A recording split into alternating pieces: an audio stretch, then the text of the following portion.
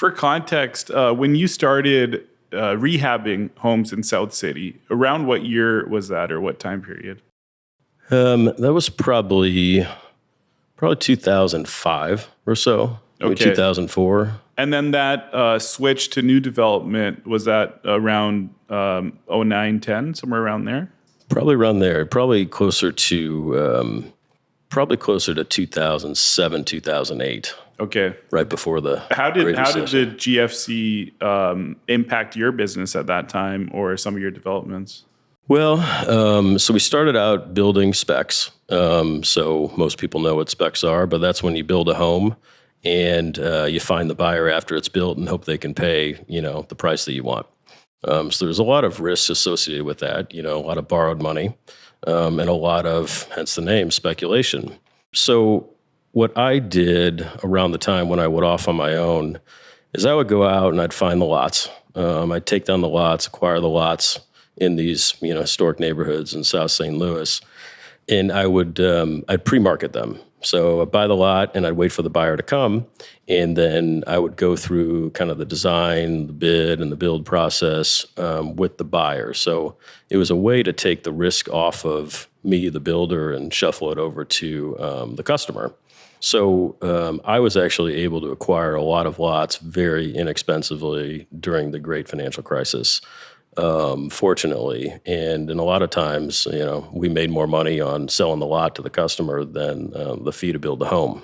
I'm sure with you seeing those types of opportunities post GFC, that's really kind of found its way into your mindset in terms of your ability to be patient in more recent years and your ability to kind of wait for the right deal to fall into your lap versus being overly aggressive. Would you agree with that experience? Oh, absolutely. Helped? Yeah.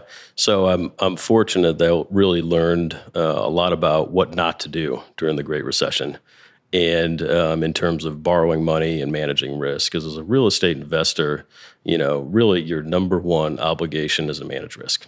So, learned a lot more about what not to do than what to do. Sure, that makes a lot of sense. With the rehabs, were you utilizing any historic tax credits or anything along those lines at that time, or were they available? Well, there were neighborhood preservation credits, kind of similar, but we never really did any tax credits. It was all just kind of market rate flips. And similar thing with the new developments, no incentives?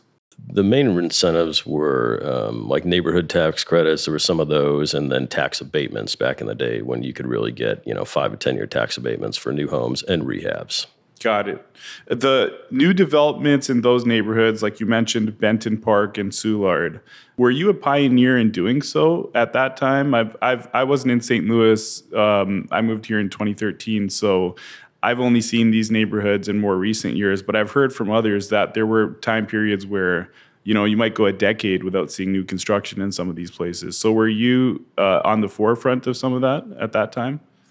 Well, I think I was part of it, but not all of it.